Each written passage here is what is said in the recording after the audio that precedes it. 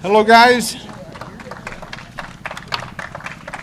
Guys being gender neutral. I would like to acknowledge some people we have with us and do it relatively quickly before it rains. Monroe County Executive Cheryl Donalfo, I want to thank her, and I want to thank Greasetown Supervisor Bill Relic for their leadership. They've been extraordinary. Let's give them a round of applause. We also have with us from the Greasetown Board, Diana Cristodero, Mike Barry, and Andrew Conlon. We have from the National Guard, General Anthony German, and the National Guard has just been fantastic here, and I'm sure we all appreciate what they've done. We have the DEC Commissioner, Basil Sagos. His team also has really stepped up. Let's give the Commissioner a round of applause. Kevin Wisely, who is the Director of the Emergency Management Services for the state, and they've been on site now for weeks, and they really have, they've killed themselves. So we want to thank them.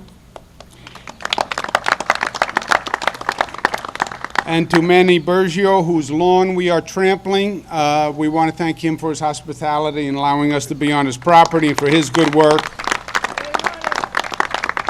And to the Monroe County Public Safety Division that's been really doing a great job. We want to thank them very much. As we all know now, Lake Ontario and the height of Lake Ontario has been a problem, and it is going to persist as a problem. Lake Ontario, just think of a map. It's devastating on the consequence for New York because it's the entire northern side of New York, right? It's the consequences and the effect can't be underestimated. We see it today from the point of view of Greece, but again, just think of that map. It's all along, literally goes from just north of Buffalo all the way up Watertown, etc. So it's a major issue for the state, and it's everything to the homeowners all along the lake that are dealing with this. When you have water in your home, that's your whole life, that's your whole world. And you have hundreds of homes that are dealing with that. You have hundreds of small businesses that are just devastated.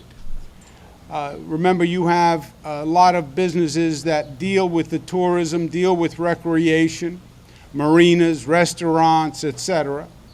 And when that season gets wiped out, it has economic consequences for them for the entire year. So there are multiple dimensions to this problem.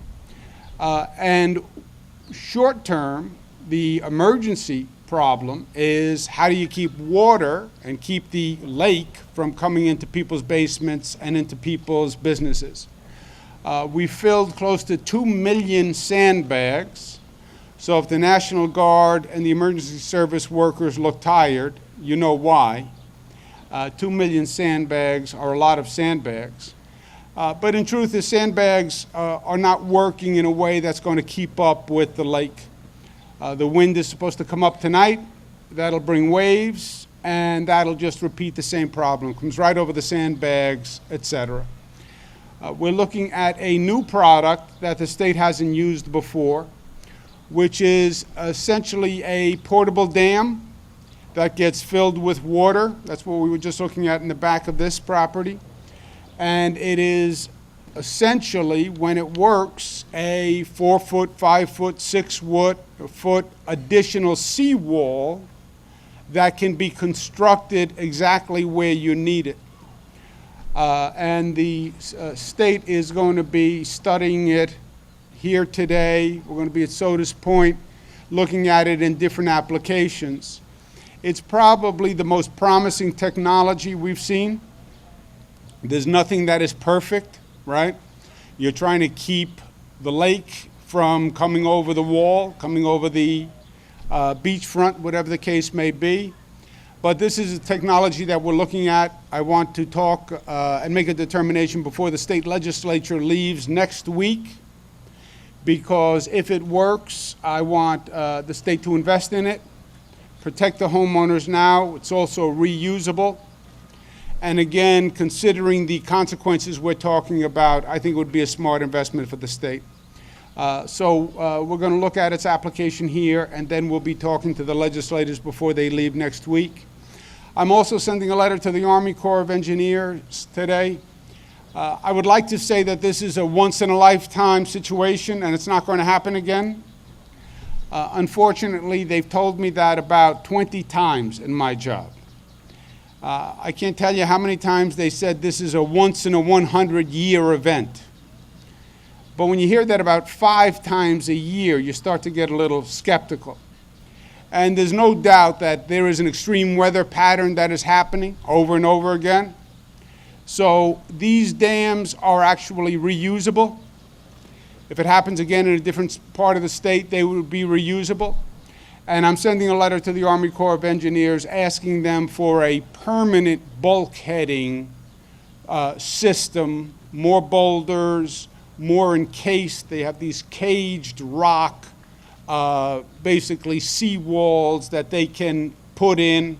The Army Corps of Engineers tends to take a long time to make a decision, and I'm asking them to give us an expedited decision. They've been used before. I think we're going to need them again. And before we revisit this next year or the year after, I want to see if we can come up with a permanent solution, because I believe, unfortunately, a situation like this might reoccur. We have extensive homeowner programs where if you are a homeowner and you have damage to the home, we can reimburse for up to $40,000 for damages to the inside and the outside of the home. We have small business programs that we're operating, up to $20,000 for a small business that's been damaged, or economic loss for a small business. And we're going to continue operating those programs. And we're also providing relief to local governments that have had to pick up the extraordinary cost to their infrastructure. Because if the town, for example, has to pay, that means property taxes are going to go up. And we work very, very hard to keep property taxes down. It is the #1 tax in the state of New York, are property taxes. You ask people why they think about leaving the state, it is property taxes.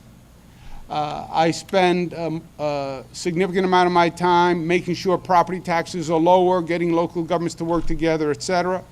So if there's an extraordinary cost here, I would rather see the state pay it than the town pay it, which means the property taxes are going to go up. So for Supervisor Bill Relic and the town of Greece, they've incurred about $500,000 in infrastructure costs. It's my pleasure to tell them today that we're going to reimburse them for all their costs today, up to date, and we will continue. We will continue to do that for homeowners, small businesses that need help. Go to newyork.gov, ny.gov. And the programs are listed on that website. We also have mobile command centers that visit. They're in the at the Greece Town Board meeting place today. If you need more help, direct assistance, and in that mobile command center, you have all the state agencies that are relevant right there. So if you're a homeowner who needs help, if you're a person who wants a DEC permit to do work, which can normally take months, we can now get it done in days. The mobile command center is there. I would like to say that the state had a magic wand that we could wave, and we could push the water back. Last time that happened, it was in the Bible. I'd like to say, well, there's an instant technology that we can deploy that will keep the water from your homes. We don't. We're testing this technology, but there is no magic bullet here. We are, again, imploring the IJC to release as much water as possible. I understand the consequences that when you release water from here, it has an effect on the commercial shipping system because you increase the water flow in the St. Lawrence. I get it. I'm the governor of New York. I am first and foremost concerned with the homeowners and the businesses in New York. And this damage is in many ways irreparable. And I'd rather see the commercial shipping industry deal with increased water flow and currents, which they can deal with, rather than see homeowners and businesses demolished. For me, it's a very simple call. The IJC raised the outflow at the last meeting, and I hope they keep it at the higher level. My advice is they bring it to the highest level possible, and they keep it there. The lake is so large, it takes a significant amount of time for the water to drop. But I'm going to communicate that to the IJC again today, Army Corps of Engineers today. The technology we're deploying today seems promising. And if it is, we'll bring that approach up to scale, working with your county executive and your supervisor as to where they can best be used. Last point is this. I said that extreme weather has become the new normal. I have gone through twice as many emergencies as my father did as governor, and he was governor for twice as long. So the frequency of these emergencies is way up. And we've seen floods, we've seen hurricanes, we've seen typhoons, we've seen things that they never saw in New York before. Situation like this, these record-breaking extreme weather circumstances. The silver lining is, when any region of the state has ever had a problem, I don't care what region it is, I don't care if it's 7 feet of snow in Buffalo, or if it was Superstorm Sandy on Long Island in New York City, the people of this state should win the Good Neighbor Award, because their instinct, their immediate instinct, is we have to help. Even if it's a part of the state that they've never been to, we have to help. And I've been talking to communities around the state about what you're going through here, and everyone, wherever they are, say the same thing. Those poor people, they're our brothers and sisters in New York, and we have to help. So whatever it takes to help, you have the full support of the state government, but even more, you have the full support of the people of the state, because they are good neighbors. And whether it's homeowner relief or business relief or emergency services or National Guard, we're here, and we're here as representing the people of the state of New York, who want to make sure that you know they have your back every step of the way. And I'll tell you, I'm proud to represent people who have that kind of character and those kinds of values, that they stand up one for another. With that, I'm going to turn it over to your county executive, Cheryl Donalfo, who's been doing a great job and has been a great partner to the state. Thank you, County Executive. Well, good morning, everyone. First of all, let me thank everyone for gathering here today, but let me especially thank Governor Andrew Cuomo for coming here yet again to Monroe County, to Greece, New York. I think by your frequency, Governor, that you're almost a resident of Monroe County, so we're thrilled to have you here, and we appreciate it. And let me just say that from me and all of the residents who have been impacted by what is happening with the flooding, we can't thank the governor enough, not just for being here today, but for caring. He cares. He's been here time and time again. He's paying attention to what we need here.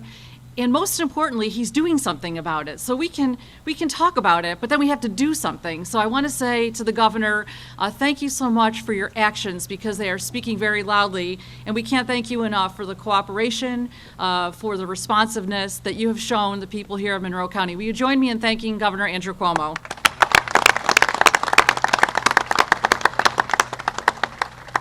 And I have to say, Governor, that I am most appreciative of your vocal stance regarding the actions of the IJC. You know, we are where we are right now, but we cannot have this happen again, right?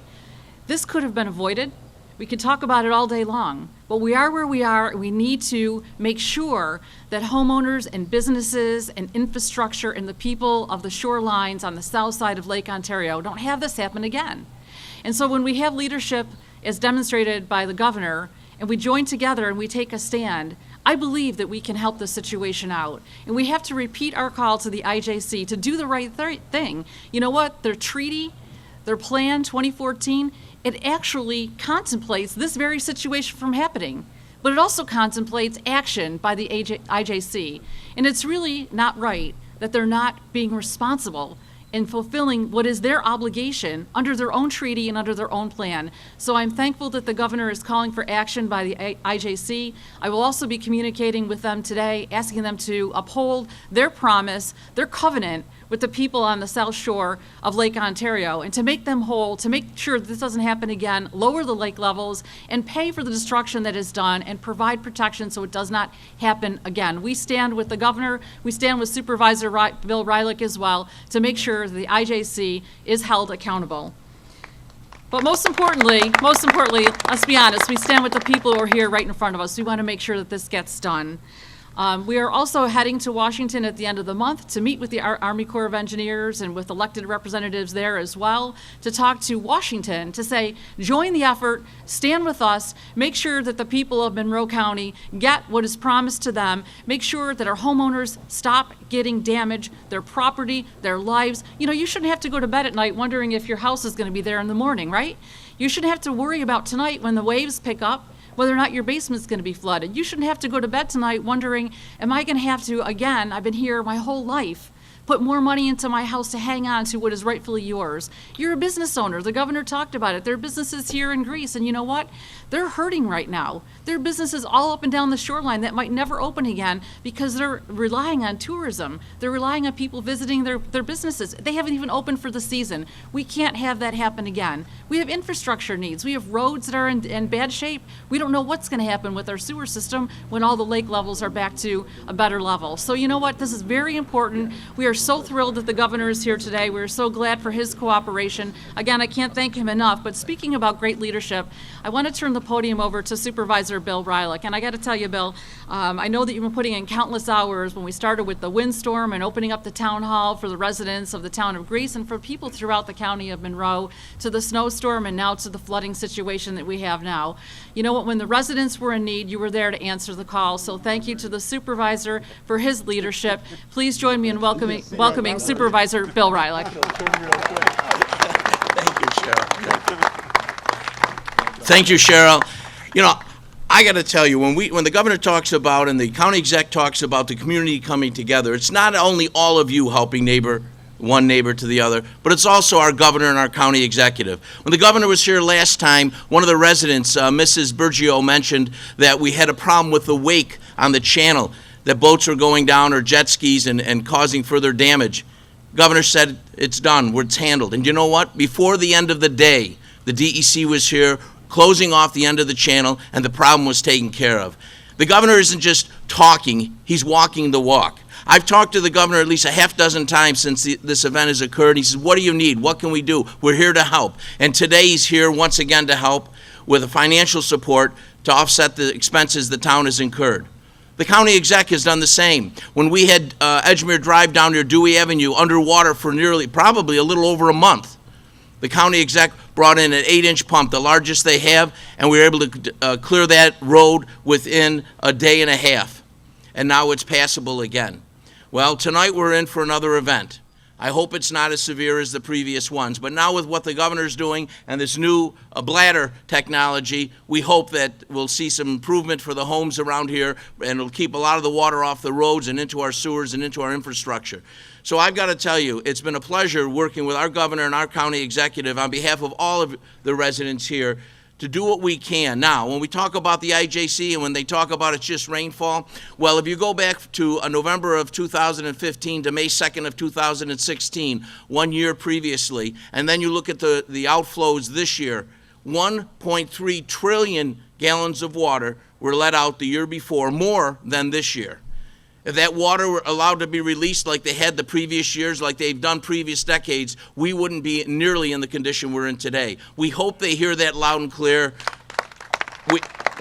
We hope they learn from this. It's an expensive lesson, but let's hope that they learn so we don't have to go through this year after year. But I'll tell you, whatever we face in the future, I feel confident that our county executive and our governor, Governor Cuomo, will be standing with us. They have been by our side from day one. They're with us today. They'll be with us in the future. And I'd like to thank the governor and the county executive for all their support to the fine town of Greece and all the residents that have worked with the neighbors next door, helping one another with pumps and helping each other out. It's been remarkable. It's my honor to be your supervisor of such fine individuals here. I'm quite impressed with everything that the neighbors have done to help each other. And I'll tell you, we're going to be here as a town to help you and continue to make sure that the sewers are flowing, that the water is removed from the roads, and whatever else type of assistance we can provide. We're here to help the residents that are suffering so much. Thank you so much. Thank you, Governor. Thank you. Appreciate it.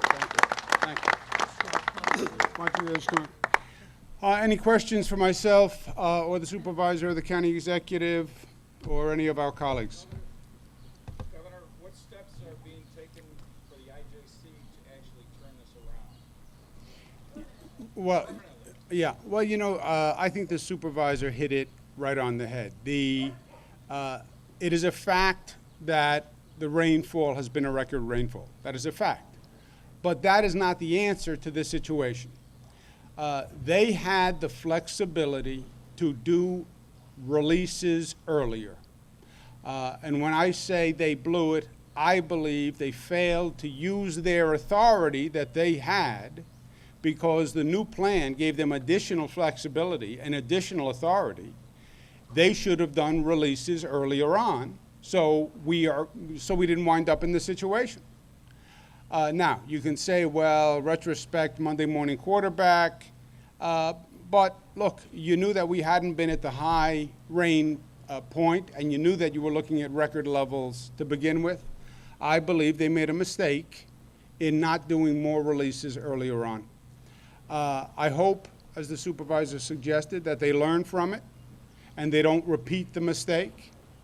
But the IJC is the regulatory body for the entire basin, right? This is not just our problem here. And they have to get their act together, and they have to be faster, and they have to make sure this never happens again. Governor, the IGC is outflowing water at record numbers. Well, yeah, but now, look where we are, right? My point is, they should have started this earlier. You didn't need water in people's basements and first floors for you to realize you had to release water. You didn't have to wipe out hundreds of businesses before you started releasing water. This should have been done much earlier. It should have been done during the winter. It should have been done before the April rains, and then we wouldn't be in this situation. Governor, I think the IJC might argue that the plan itself didn't allow for the commission to release the water levels earlier. So is it a plan, or is the plan the problem, or is it the IJC? Look, I believe, and again, I understand my position. Monday morning quarterbacking is very easy. People do it to me all the time. I hate it. I get it. Because if you knew then what you know now, you might have acted differently. But their function is to regulate the water levels. They knew they were high. They knew they were only going to get higher, and they did not increase the outflows when they could have. And I think they pulled the trigger too late, and now they're trying to play catch-up, and the lake is so large that catch-up doesn't work. You get behind on the water level on Lake Ontario, you have a real problem. And they got behind, and now we have a real problem. Not to stay on the IJC, but with the group going to Washington later in the month, is there any talk on removing the two people that are there now from the appointees from our previous president, put in new people, hopefully from this You guys want to? administration? Yeah. Well, as you know, there are three from the United States side. One of them resided in a community on the Great Lakes. That person resigned. So the two remaining ones don't even live on a community that is on the Great Lakes. I think that's a good start. We're going to recommend to the president to appoint people that are at least in communities on the Great Lakes so they understand it a little better, rather than just somebody that may be a political appointment. It's somebody that really has a direct concern. We're going to lobby for that. By the way, I nominate Manny Bergio as the appointee. I think he would bring a perspective. Or either of the Bergio boys, by the way, I would take. Craig Potter from CNC Worldwide for GreaseSemiLive.com. What about homeowners that live in this situation, like those on Ontario Boulevard, just west of Braddock Bay? The road passes between their home and the lake. The land on the lake side of the road is state land. How do they go about shoring up there where there's been erosion? Well, we have the DEC commissioner here with us today, Basil Segos, and we have DEC in the mobile command center. If there's something we can be doing on state land to make their property safer, we'll do it. They just have to tell us what it is.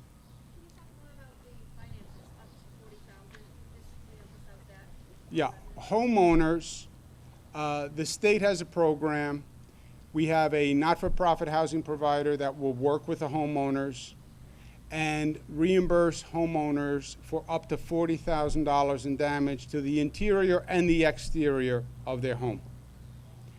And that program now has about 400 applicants already, and I expect that number to increase over time. For small businesses, we have a program run by the Empire State Development Corporation that will reimburse small businesses both for damage to their property and economic loss up to $20,000. And we just started those programs. If we need to adjust them, we'll adjust them. If we need to address other needs, we'll address other needs. As I mentioned, the legislative bodies can be, let me find the right word here, because I have to go back to Albany later. It can be sometimes a difficult process dealing with the legislature, right? Because they represent the entire state. In a situation like this, I've never had the legislature say no. Whenever it has come to an emergency situation and making homeowners and businesses whole, the legislature has always come together. I don't care, Democrat, Republican, upstate, downstate, they always say, we'll do whatever we have to do.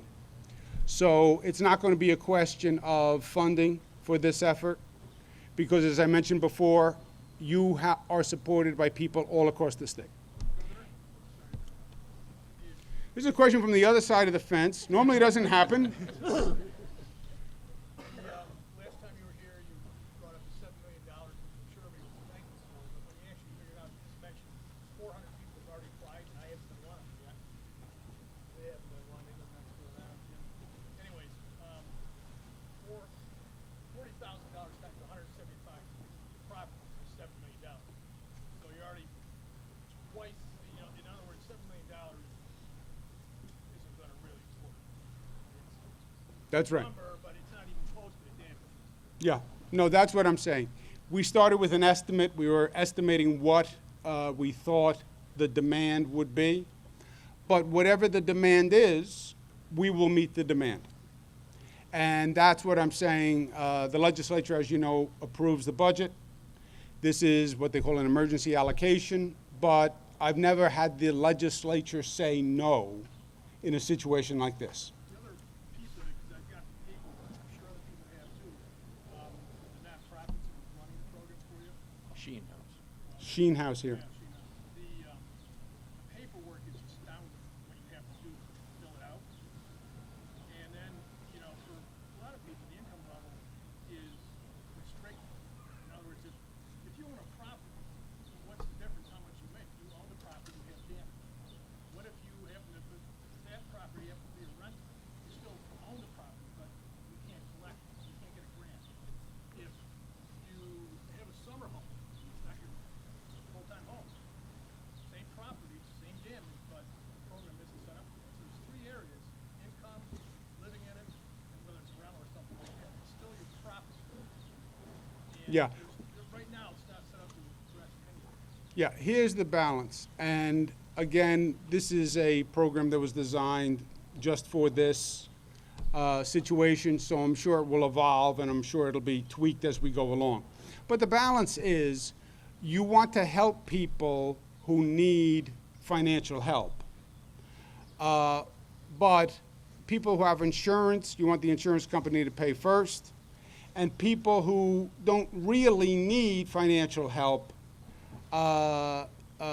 shouldn't be participating in the program. That's the balance you're trying to hit.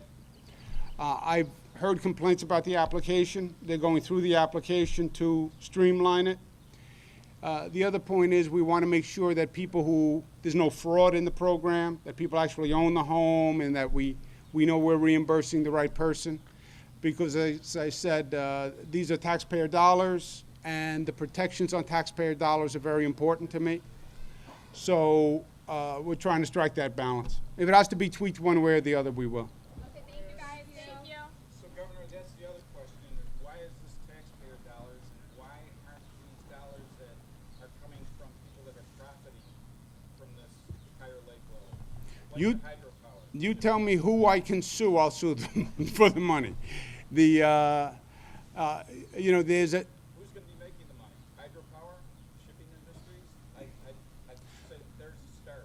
well, the shipping industries will tell you, I get complaints from the shipping industries that by advocating for the increased outflow, I'm hurting the shipping industry and that they're sustaining losses. So, everybody has their own story. But if there is a source that we can get reimbursed from, we will get reimbursed. Okay, thank you guys. Okay, thank you very much. Thank you. Governor, machine people